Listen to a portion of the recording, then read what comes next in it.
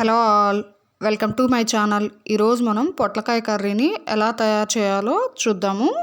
అలాగే ఈ పొట్లకాయ తినటం వల్ల ఉండే హెల్దీ బెనిఫిట్స్ ఏంటో కూడా తెలుసుకుందాము. ఈ పొట్లకాయ కర్రీ కోసం నేను ఇక్కడ లేత పొట్లకాయలని తీసుకుంటున్నాను. ఇలా 2 భాగాలుగా కట్ చేసుకోవాలి. ఇలా కట్ చేసుకున్న తర్వాత లోపల వైట్ పార్ట్ని మొత్తాన్ని తీసేసుకోవాలి.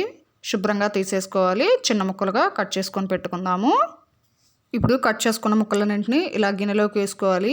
ఇందులోకి ఒక పావు టీ స్పూన్ అంతా పసుపును వేసుకుంటున్నాను. అలాగే కొద్దిగా ఉప్పును వేసుకొని చేతితో ఇలా బాగా కలుపుకోవాలి. ఇలా కలుపుకోవటం వల్ల పొట్లకాయల్లోని నీరంతా వచ్చేస్తుంది.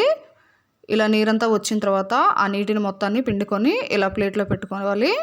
ఇలా చేసుకోవటం వల్ల పొట్లకాయ అనేది త్వరగా ఫ్రై అయిపోతుంది. టేస్ట్ అనేది కూడా చాలా బాగుంటుంది.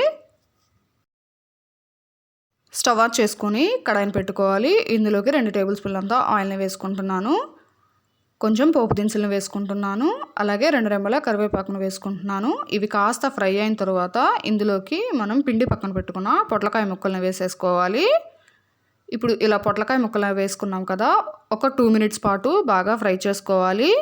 ఈ పొట్లకాయ కర్రీని రెగ్యులర్గా తీసుకోవటం వల్ల వెయిట్ లాస్ అవ్వాలనుకునే వాళ్ళకి ఒక మంచి బెనిఫిట్ అని చెప్పొచ్చండి. అలాగే స్కిన్కి కూడా చాలా మంచిది ఈ పొట్లకాయ అనేది. అంతేకాదండి, ఇందులో ఉండే ఫైబర్ కంటెంట్ వల్ల మనకి గ్యాస్ట్రిక్ ప్రాబ్లమ్స్ని కూడా తగ్గిస్తుంది ఈ పొట్లకాయ అనేది. రుచికి సరిపడా ఉప్పును వేసుకోవాలి. ఈ కర్రీ కోసం నేను ఇక్కడ వెల్లుల్లి కారాన్ని చేసుకుంటున్నాను. మీరు కావాలంటే నార్మల్ కారాన్ని అయినా కానీ యూజ్ చేసుకోవచ్చు. దంచుకొని పక్కన పెట్టుకోవాలి. పొట్లకాయ ముక్కలని బాగా ఫ్రై అయిపోయాయి కదా, ఇందులోకి మనం దంచి పెట్టుకున్న వెల్లుల్లి కారాన్ని వేసుకుంటున్నాను.